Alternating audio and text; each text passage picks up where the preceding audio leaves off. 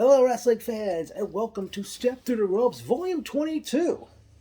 In 1997, Jeff Jarrett returned to the World Wrestling Federation after spending a year in WCW, and he basically hit the ring one night and basically was shooting from the hip as he ran down WCW, namely Eric Bischoff, referred to Steve McMichael as a former NFL football player who couldn't lock up, and his wife gave new meaning to the term dumb blonde, and that dumb blonde, as Jarrett called her, ended up managing Jarrett a year later in the WWF. Mongo also talked about his first time in the WWF, and he felt that Vince McMahon's vision of Double J sucked. He said that when he came along, they put him in the ring with a clown, a drug addict. He was referring to Scott Hall, Razor Ramon, and in his words, a black guy who couldn't speak English, making reference to Ahmed Johnson. And Jarrett basically kept being like the shooter for like up until like near the end of 1997. Jarrett, I think he refused a match with one member of the DOA, saying, "I'm not going to wrestle a biker." I think he kept turning down matches, and then I think Sergeant Slaughter, who was a commissioner, said that Jarrett was going to wrestle The Undertaker at the D-Generation X pay-per-view.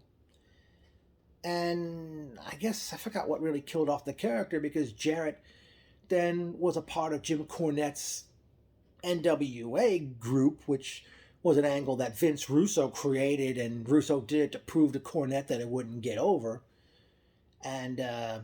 And then in early 1998, Jarrett broke away from the NWA group and went back to being Double J, which Jarrett didn't like to begin with, or so he said.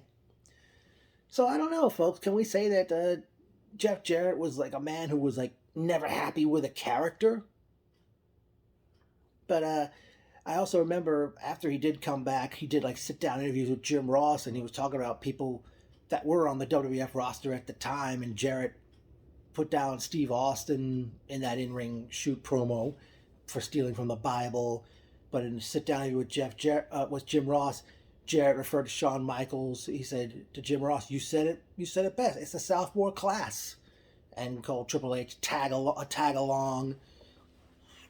And Jarrett also said that Vince McMahon gave Jeff the opportunity to be Double J, but in WCW there was no opportunity. And basically, I don't know. Well, like I said, I mean, folks, I don't know. Is Jeff Jarrett like a man who was never happy with a character that he was given? As we know, later on, Jarrett ran his own promotion with his dad, Jerry Jarrett, which we know today is Impact Wrestling, which they don't have any ties to today. So let me know what you folks think. Would Jeff Jarrett, the shooter, would have been something had it continued? I'll be back with more Step Through the Ropes topics in the future.